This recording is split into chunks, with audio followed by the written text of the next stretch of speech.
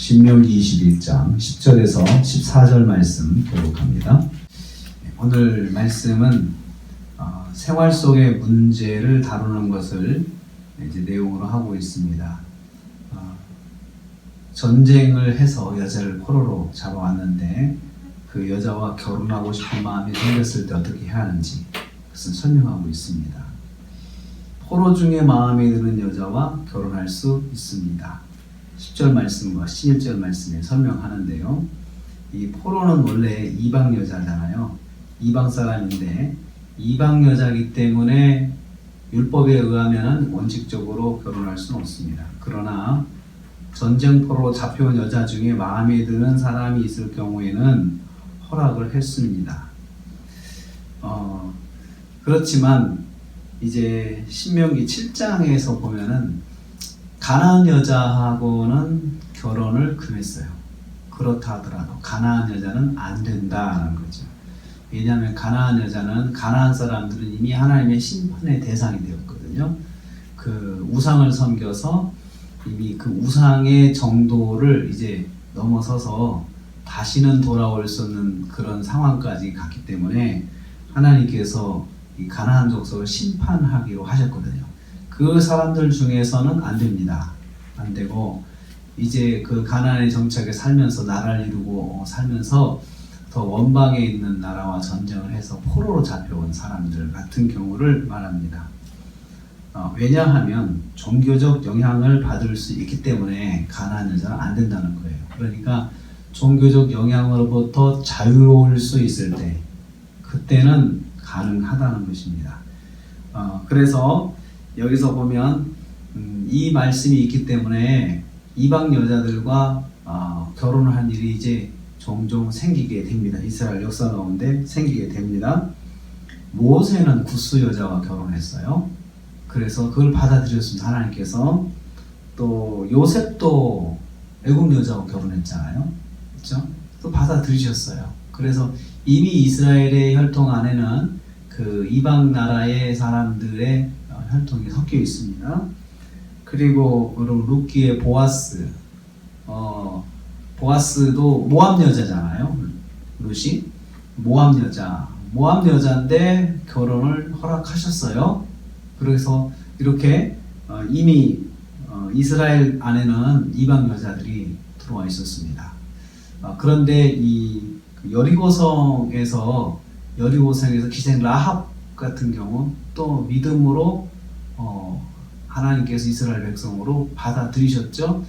그래서 처음부터 이스라엘은 혈통 중심의 구원이 아닌 믿음 중심의 구원으로 하나님께서 민족을 이루신 것을 볼 수가 있어요. 주로 이스라엘 백성, 야곱의 자손이지만 그래도 이렇게 이방 사람 중에서 믿음으로 하나님을 믿고 하나님의 그 믿음으로 들어오는 사람들은 받아들이셨습니다.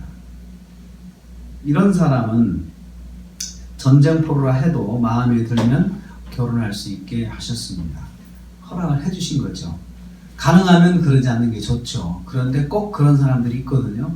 이제 그래서 그렇게 허락을 하신 거예요. 이런 사람은 집에 데려가도록 하였습니다. 집으로 데려간다는 것은 가족으로 대우하는 것을 말합니다. 가족으로 받아주고 먼저 그리고 나서 포로의 부모를 애국할 수 있는 시간을 줘라 그렇게 말씀하셨어요. 그러니까 이제 가정으로 데려가서 내 식구가 되었는데 이 사람에게 마음에 슬픔이 있어요. 왜냐하면 이미 전쟁을 조금 전에 치르면서 그의 부모들은 다 죽었거든요. 전쟁으로. 그러니까 혼자 포로로 끌려온 거 아니겠어요. 그래서 이 사람의 마음에 있는 부담을 덜어줄 수 있도록 마음을 배려해줘라. 한 달 동안 애국할 수 있는 시간을 주고 마음의 슬픔을 어느 정도 극복한 다음에 그 다음에 결혼을 할 수 있도록 하라 이렇게 말씀하셨어요. 그러니까 포로가 아니고 이제는 이스라엘 백성의 한 구성원으로서 인격적 대우를 해야 한다는 것입니다. 그래서 하나님의 백성으로 받아들여졌기 때문에 그 사람도 이제 그 마음을 배려해주고 가족으로서 이제 인정을 해줘야 한다는 거죠. 그래서 애도 기간을 가진 후에 결혼을 할 수가 있습니다.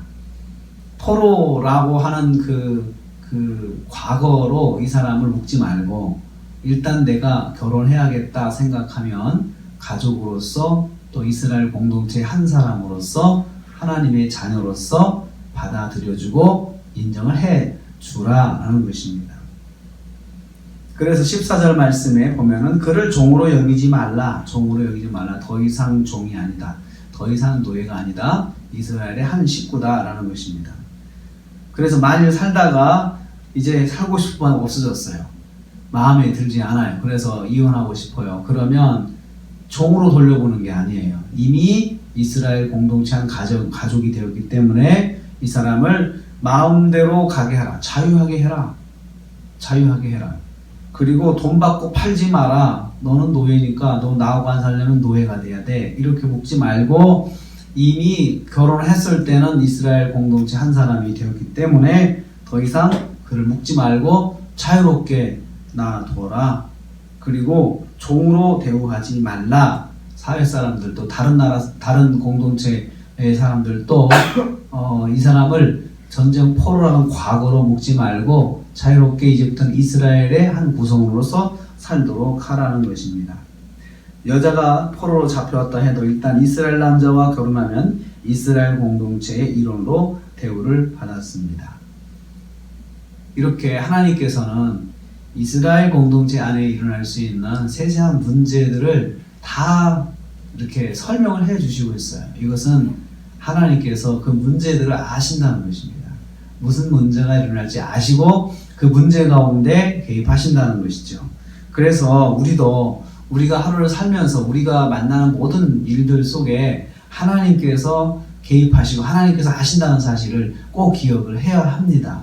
그래서 그 문제들을 꼭 믿음의 문제로 믿음의 시선으로 말씀으로 해결하려고 노력을 해야 합니다.